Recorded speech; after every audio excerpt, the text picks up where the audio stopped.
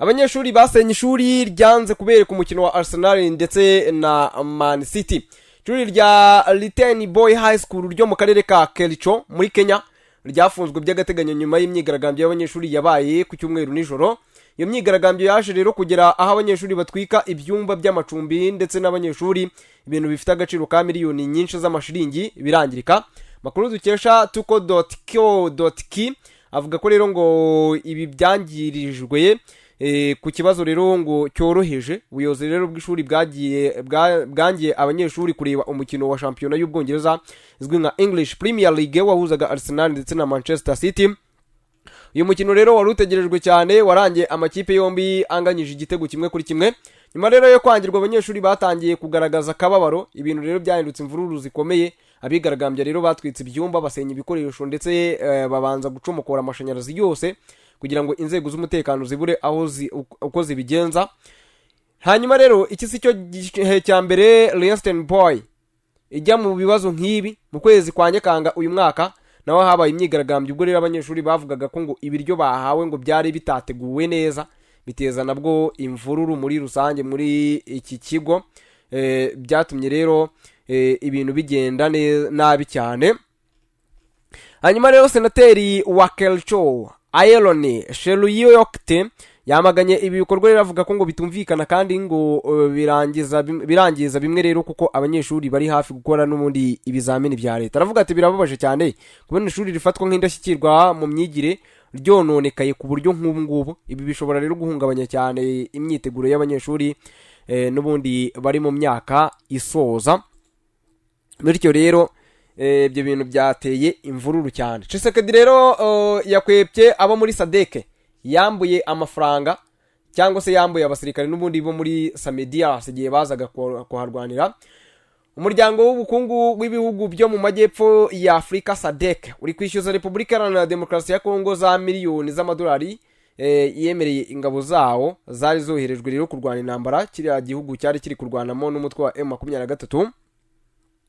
Mu Kuboza 2023 nibwo Sadek rero n'ubundi yohereje muri Kongo ingabo zayo kugira ngo rero zifashe FARDC za kiriya gihugu zari zisumbirijwe na M23. Kinshasa yitabaje ingabo za Sadek nyuma yuko yari imaze kwirukana iz'umuryango wa Afrika y'Iburasirazuba ACLF. Perezida Felix Antoine Tshisekedi yahoye ko rero ngo zanze kuba mu mirwano na M23 nk'uko yabyifuzaga.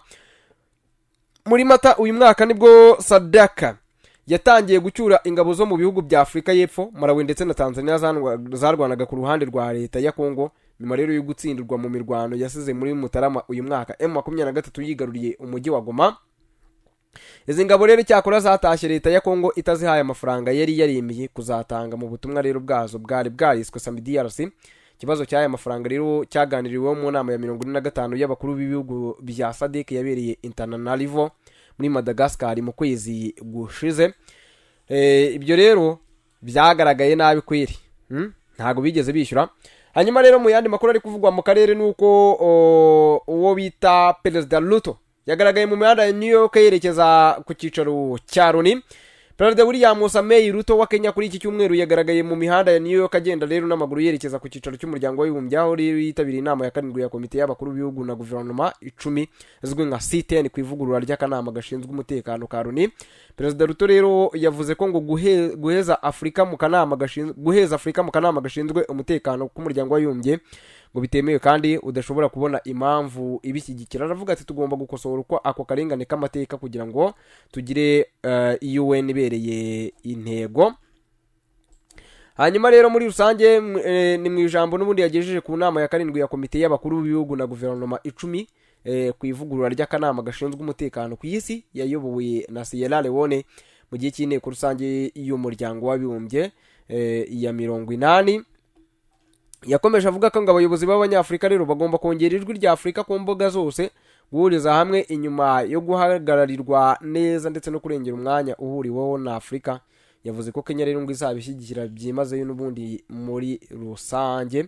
Hanyuma rero yavuze ati mu gihe dusaba guhagararirwa tugomba nanone kuba twiteguye gusohoza inshingano z'abanyamuryango bahoraho, harimo no kumvikana ku buryo rero tuzahitamo abaduhagarariye.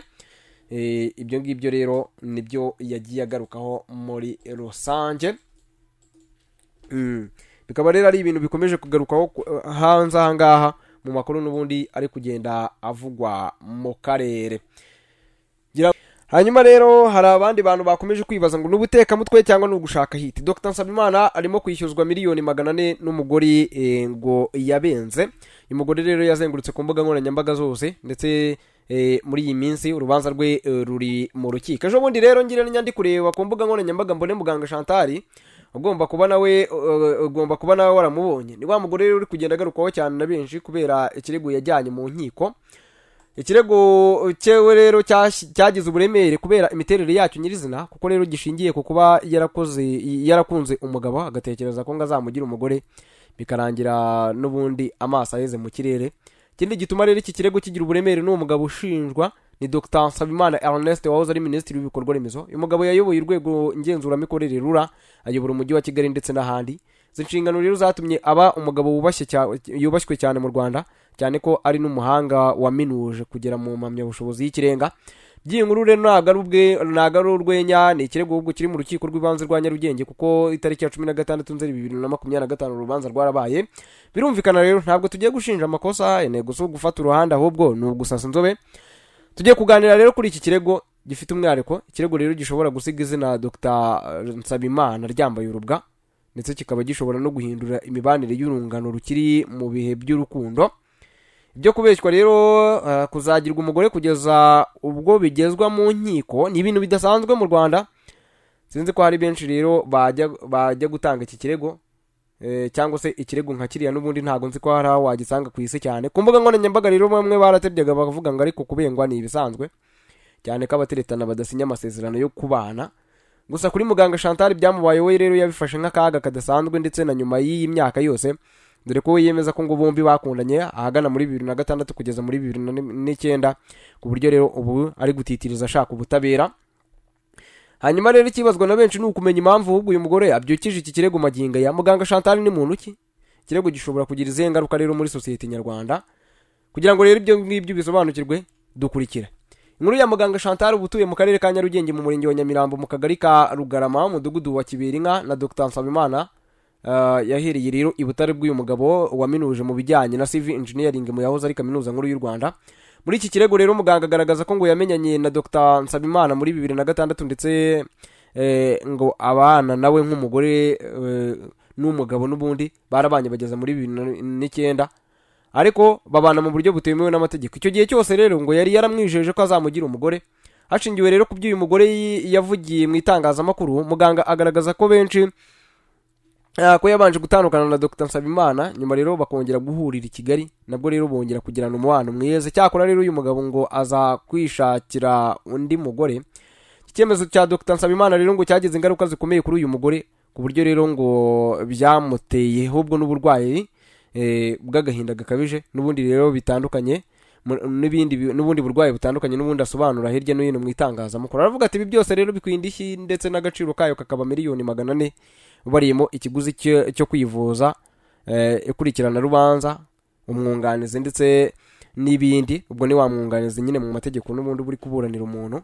Ibyo rero nabyo ngo bigomba n'ubundi kwishyurwa muri ayo mafaranga. Ni amafaranga atari make rero arimo yishyuza.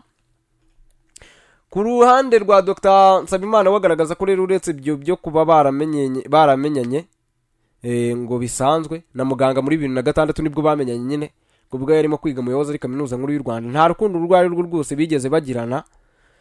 Uyu mugabo anagaragaza ko ngo yamuvugishaga bisanzwe nk'undi wese baziranye, nta rukundo yigeze amusaba, ku buryo rero iby'uyu mugore ari kuvuga ngo bigamije ahubwo kumusebya ndetse no kumwandagaza, kuko muganga Chantal atagaragaza n'ubundi ishingiro ry'ibyarega birimo rero n'ibimenyetso byabyo.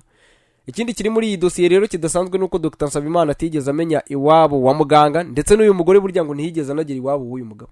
Gusa rero witegereje neza burya ibiri muri dosiye iri mu rukiko ukabigereranya n'ibivugwa na muganga hirya no hino ku mbuga nkoranyambaga, usangamo ibishobora gufatwa nko kwivuguruza. Urugero, muganga Chantal avuga ko Dr Nsabimana yari umuntu wari ufite umwuka w'ubusambanyi. Hanyuma ubyumvise gutya ushobora gukeka ko Dr Nsabimana yamusambanyije muri cya gihe bagiranye umubano. Gusa ku rundi ruhande Chantal we yemera ko ibyo bitabaye, ati nta nubwo yigeze anansoma na rimwe di. Umugore kandi nta hohoterwa avuga ko ngo yakorewe n'uyu mudokiteri. Reka rero dusoze gutya, ubwo rero mugire ibihe byiza, mukande subscribe kugira ngo ibintu bikomeze bigende neza.